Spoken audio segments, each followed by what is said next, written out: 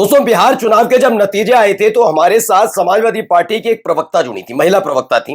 मैंने उनसे एक सवाल किया था कि जब लगातार भारतीय जनता पार्टी के खिलाफ, मोदी सरकार के खिलाफ माहौल बना हुआ है, ऐसे में सिर्फ उसका फायदा अखिलेश यादव जी को क्यों मिला, समाजवादी पार्टी को क्यों मिला? साल 2024 में ऐसा क्या किया था अखिलेश यादव ने जिसकी वजह से वो देश की तीसरी सबसे बड़ी पार्टी बन गए, जबकि इंडिया गठबंधन के तमाम सहयोगी अब भी संघर्ष कर रहे हैं। बात चाहे आरजेडी की कर लीजिए, बात चाहे कांग्रेस की कर लीजिए। मैंने तब भी पूछा था कि अखिलेश यादव अपने सहयोगियों को, अपने साथियों को, जो पॉलिटिकल पार्टीज हैं साथ में इंडिया गठबंधन में, उन्हें जीत का मंत्र नहीं देते हैं क्या? उस पर उस समय उन्होंने स्पष्ट जवाब नहीं दिया था, लेकिन शायद ये आपके अपने चैनल की खबर का असर है या जो भी मानिए, आखिरकार देर आए दुरुस्त आए वाली स्थिति हो गई है। जी हां, इंडिया गठबंधन के तमाम सहयोगी दलों को अब मोदी सरकार से लड़ने का गुर अखिलेश यादव से खाएंगे। जी हां, अखिलेश यादव अब इंडिया गठबंधन का नेतृत्व करने जा रहे हैं। अब यह मांग यूं ही नहीं उठी है, यह आपकी भावनाओं को आहत करे, सम्मान को चोट पहुंचाए, इससे फर्क नहीं पड़ता।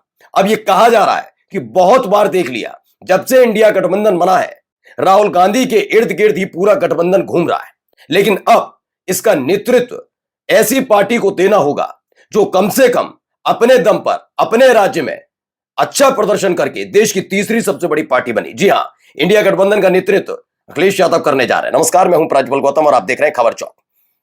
आप अंदाजा लगाइए, एक जैसी स्थिति थी साल 2024 में। ऐसा तो नहीं कि अलग स्थिति वहां बन रही, यहां पर भी बीजेपी की सरकार थी, उत्तर प्रदेश में, बिहार में बीजेपी की सरकार थी, सत्ता में तो थी। लेकिन यह कैसे हो जाएगा कि लोकसभा चुनाव में अखिलेश यादव बेहतरीन प्रदर्शन कर दें और वही बराबर वाला राज्य लोकसभा चुनाव में आरजेडी अच्छा प्रदर्शन ना कर पाए? चलिए वो भी छोड़ दीजिए, आगे बढ़ते हैं। इस बार बिहार विधानसभा चुनाव में ऐसी हालत क्यों हुई, इसके बारे में क्या आरजेडी ने कभी सोचा या कांग्रेस ने कभी सोचा? नहीं। आप याद रखिए, लोकसभा चुनाव के बाद से ही भारतीय जनता पार्टी, खासकर समाजवादी पार्टी को लेकर बहुत सचेत नजर आती है। उसकी वजह भी है, उसकी वजह क्या है बाद में बताऊंगा, लेकिन फिलहाल अब क्या मांगे? न्यूज 18 की खबर है, राहुल गांधी नहीं अखिलेश यादव संभाले कमान। बिहार चुनाव के बाद इंडिया ब्लॉक में खलबली, सपा प्रवक्ता ने भी बता दी वजह।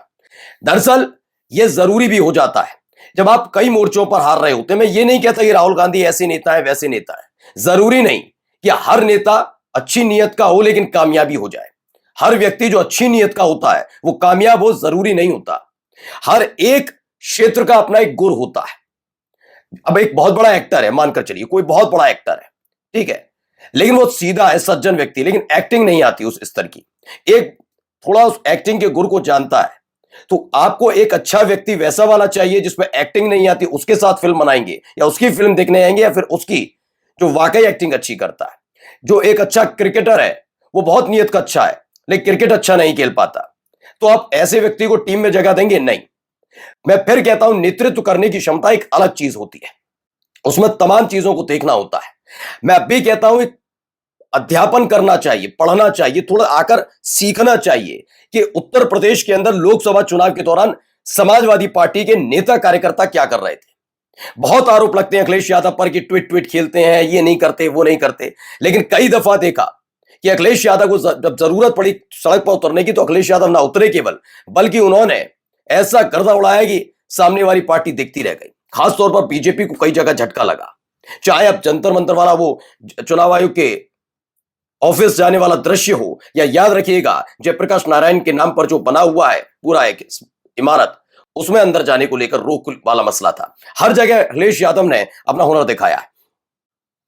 अब सवाल सिर्फ यह है कि क्या मैं बड़ी पार्टी, मेरे पास इतनी सीटें, हम सबसे बड़ी पुरानी पार्टी, हम ही नेतृत्व करेंगे, ये वाली चीज छोड़नी होगी। ये मैं बिहार विधानसभा चुनाव से पहले भी कह रहा था और आज भी कह रहा हूं।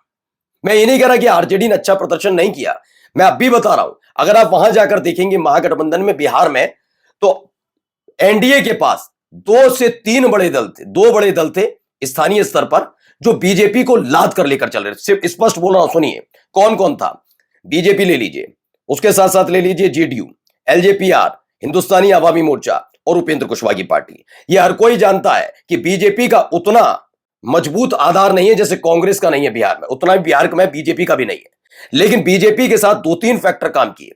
2 बड़ी पार्टियां हैं, एक जेडीयू बड़ी पार्टी और एक एलजेपीआर जो अपने कांधे पर बीजेपी को लेकर जा रही थी। बस फैक्टर बीजेपी के साथ ये था कि वहां ज्ञानेश कुमार बैठे हैं। बाकी दो जो दल हैं वो भी जानते हैं कि वो इन्हीं के कांधे पर चढ़कर सीट इतनी ला पाए। अब आते हैं जरा महागठबंधन पर एक नजर डालिएगा कभी। वहां पर अकेली आरजेडी को छोड़कर कोई ऐसा राजनीतिक दल नहीं था और इसीलिए समाजवादी पार्टी ने बोझ नहीं बढ़ाया कि हम भी चुनाव लड़ेंगे, हम भी चुनाव लड़ेंगे। उन्होंने ऐसा नहीं किया। उन्होंने आरजेडी को फ्री हैंड दिया क्योंकि वो देख रहे थे कांग्रेस को लाद कर लेकर चल रही है। देखिए, स्पष्ट समझना चाहिए, कांग्रेस को लाद कर लेकर गई जहां उसकी भूमि नहीं है, जहां उनकी जमीन नहीं है। आरजेडी अपने कांधे पर ले गई, वीआईपी को लाद कर ले जा रही थी। तो ये तमाम चीजें, ऐसे में उत्तर प्रदेश के अंदर भी आकर जरा समझना चाहिए कि उत्तर प्रदेश में किसे कितनी सीटें मिले, किसे क्या हो और कैसे ये चुनाव जीते जाते हैं। देखिए, नवारा टाइम्स की भी खबर आ गई है। इन्होंने ही बताया अखिलेश यादव लीड करें, बिहार में कांग्रेस महागठबंधन की हार के बाद इंडिया ब्लॉक में मांग उठी है। एक के बाद एक चुनाव हारने का मैं अब भी कहता हूं आपसे, मसला यह है ही नहीं कि कौन कितनी सीटें लाया, कौन कितनी सीटें नहीं ला पाया। मसला इसका कहीं था ही नहीं। मसला इससे आगे का था। कांग्रेस अच्छा प्रदर्शन नहीं कर पाई, वो मसला अलग है, लेकिन आपको एक मजबूती के साथ क्या अपनी बातें रख पा रहे हैं। राहुल गांधी जिस तरह से खुलासे करते हैं बहुत अच्छा है, लेकिन जब उनसे सवाल पूछा जाता है कि इतने सारे सबूत होने के बाद आप कोर्ट क्यों नहीं जाते, तो उस पर वो चुप्पी साध जाते हैं। ज्ञानेश कुमार की पहली प्रेस कॉन्फ्रेंस में अगर ज्ञानेश कुमार को, स्पष्ट बोल रहा हूं, किसी ने उनके बयान वीर होने पर चित्त किया था तो अखिलेश यादव थे। याद है उन्होंने क्या बयान दे दिया था जब समाजवादी पार्टी की तरफ से 2022 में दिए गए वोट काटने वाली चीजों पर, हलफनामे मांगने वाली बात पर उन्होंने नकारा था कि ऐसा कुछ उन्हें नहीं मिला एफिडेविट के साथ। तब अखिलेश यादव ने लहरा दिया था, तब संसद का सत्र चल रहा था। उसके बाद ज्ञानेश कुमार की हिम्मत नहीं हो पाई कि एक बार समाजवादी पार्टी को अखिलेश यादव को चुनौती दे दें। हाँ, वो बात अलग है कि उन हलफनामों पर आज भी वो बोलते नहीं बोलते ज्ञानेश कुमार। तो इतनी ताकत होनी चाहिए। अब स्पष्टतः बातें लाते हैं, वो बात समझाने के लिए उस स्थिति तक जाना होगा। उस स्थिति तक जाने की कोशिश क्या की जा रही है। अब इसीलिए मांग उठ रही है कि जो काम अखिलेश यादव ने उत्तर प्रदेश के अंदर किया है, वैसी ही कुछ स्थिति इनको बनानी होगी कैसे भी करके इंडिया गठबंधन के लिए यहां पर। अब देखते हैं मांग कितनी स्वीकार की जाती है और क्या इंडिया ब्लॉक का नेतृत्व अखिलेश यादव करेंगे नहीं करेंगे, क्योंकि मांग अब तेजी से न केवल उठ रही है बल्कि तमाम राजनीतिक दल इसके पीछे पीछे चल पड़े हैं कि हां, अब परिवर्तन की जरूरत है और परिवर्तन होना चाहिए।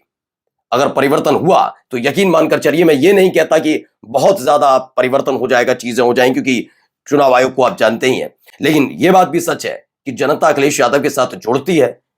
यह बात भी हकीकत है और एक बार मौका देना चाहिए। जबरदस्ती बड़ी पार्टी होने का तमगा लेकर उसका नेतृत्व करने के नाम पर बेड़ा गर्क नहीं करना चाहिए।